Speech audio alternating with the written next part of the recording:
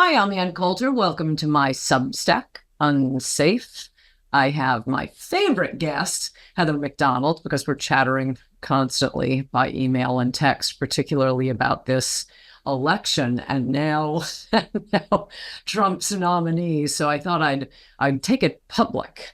Heather writes a lot about the police, probably they are her biggest fan, and no one be better than Heather on the police. And for City Journal, Wall Street Journal, million other places, New York Post. Welcome, Heather MacDonald. Terrific being with you, Ann. Thank you so much for having me. So you lost some bets on the election. 4 steak dinner bets, yep, and I'm happy to pay up. I'm going to be very iron laden and optimistic for once in my life. It's a very curious experience. I usually bet against hope, and that's usually the right bet. But this was a really extraordinary election. No, I know. I that Ann Coulter poll at the last minute scared me to death, even though Ryan Jerdusky kept assuring me, no, this is wrong. I'll show you where it's wrong. He has a very good explanation for it. He says it's a bunch of elderly liberal Karens who will can't help sharing their political opinions with anyone within earshot, because apparently all these polls that showed Trump losing and Kamala had in unlikely places like Iowa and Pennsylvania had the over 65 crowd going for Kamala by enormous numbers. And Ryan told me over 65 is always for Trump. For Trump. And boy, was he right. That's what happened. It's the over 65 crowd. They wanted to tell everyone their opinion. Well, I have to admit, I'm not a close poll watcher. I go simply on gut instinct. And my instinct was that there's just no way the country would reelect Trump because there's too much hatred for him out there. But I clearly misread the public. And they're far less susceptible to the kind of lies and deception and intimidation that comes at them from the elites. And I also, you and I are both very less than impressed by females. And regardless of the Iowa poll, I just thought generally females cannot be trusted to vote rationally, to understand economics, to understand concepts of supply and demand, of risk analysis, trade-offs, and yet they didn't torpedo this election. So I'm not willing to change my views on females yet, but at least they don't have quite the voting power that I thought they did. Yes, no, right before the election, that was my fear, and I said it on a Substack. I don't trust my gender. They're going to vote on abortion, and that's one of the many wonderful things to come out of this election. I think the ladies finally understand federalism.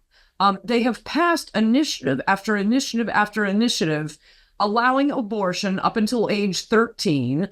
Probably most of the states, abortion is fully protected, and where it isn't, I guess, Iowa and Florida, for example, judges have put a hold on laws that have very strict abortion bans. So I'm really glad that Americans are now understanding, yes, this was the point of Dobbs. And I'm pro-life. My side is losing, but at least you're not lying to me and telling me it's a constitutional right anymore. And I think that's why abortion wasn't such a big issue. They understand it's safe in their states. I wonder, that's really crediting females with a lot of, constitutional thinking, however straightforward. I just wonder whether other issues ultimately did predominate. I don't know. Like, I guess one does need to know polls on this of how many females voted on economy versus on abortion. It's just hard for me to believe that they're willing to give up that narcissism. I don't think abortion should be obviously the central national issue. It's the usual all must revolve around my needs, that's the female attitude. So whether they were willing to understand that, they've got control over their state legislatures and it is a popular Democratic decision, or whether they just decided that the economy was more important. I don't know. I would hope and immigration. Right. Yeah, those were the two really big issues. And just so you can maintain, we can both maintain our contempt for our gender. On the other side, it might have served us in as much as Kamala's a lady, and her head, campaign manager was a lady. So other than the 2020 election, when anybody could have beaten Trump, and it was technically Biden at the top of the ticket. Every time there's been a woman running for president or vice president, except that one freakish election, which they probably did cheat on, 2020. The having a woman as the presidential nominee or vice presidential nominee is always a big fat loser.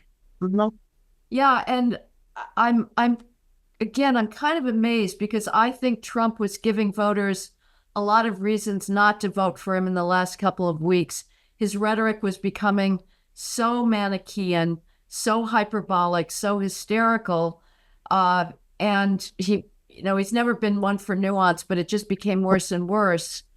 But the fact that that was less important to people than just the sheer odiousness and vapidity of Harris is quite amazing. I thought that she was going to be able to coast on her emptiness and the vibes. She's good looking. She's younger. I really owe a big apology. Not that anybody cares what I think, but it really does restore one's faith in democracy, which has its big flaws. But people were not taken in by that completely empty pantsuit.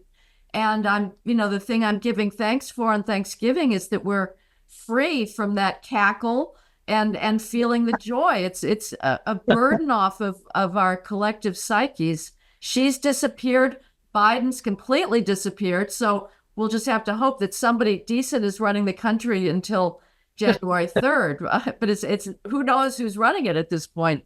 She's gone. Yeah, she really is gone, and I'm very happy that the Democrats seem to think the problem was just the messenger. It's not the message. We don't have to change what we're saying. No, we still hate white men. We're still for reparations. We hate the police, and it's going to be boys in girls' bathrooms. It's just we need to sugarcoat it somehow. And Americans just voted on inflation. Well, in polls, it is inflation and immigration, but they are really comforting themselves that it's all about inflation. And I hope they continue with that misperception. I think they are very much wrong.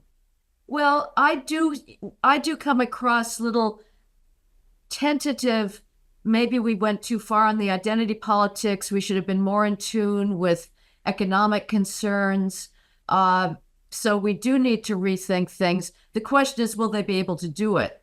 I don't think we've had the turn in younger voters that you've seen in Europe, which is really quite extraordinary. The Alternative for Deutschland, the anti-open borders party in Germany that is just completely canceled by the media there and by the other parties. They win elections and then they're completely shut out of government. It's absolutely appalling. But they get the vast majority or plurality of the youth vote. That's true in Amsterdam. It's true in other countries there. Whereas I think our young people are still overwhelmingly left wing, and they're still being pumped out of colleges, on an annual basis. So whether the people that are a little nervous about doubling down on all the equity plans will be able to turn around in a Democratic electorate that I think is going to be increasingly left wing, I don't know. But my God, there is so much for Musk and Vivek to take an axe to when they get in there. Biden on his first day in office signed an executive order on the racial equity agenda, which he then followed up 2 years later with even more. And so now you have 90 federal agencies that have their equity teams led by equity leaders, and they've got all their racial justice metrics, and of course they're mandated to hire by race and gender. I mean, the bureaucratic bloat around that issue alone is just massive. I mean, they can Musk and Vivek can just be busy for 24 hours a day for the next 2 years in cutting through just the unbelievably ideologically biased muck that taxpayers are being forced to fund that has absolutely nothing to do with the federal government's responsibilities. You can watch complete episodes of Unsafe with Ann Coulter by subscribing to anncoulter.substack.com. That's anncoulter.substack.com. You can also listen to complete episodes for free at Ricochet.com. Choose Unsafe from the pull-down menu at the top of the page. That's Ricochet.com, your home for civil center right conversation on the web.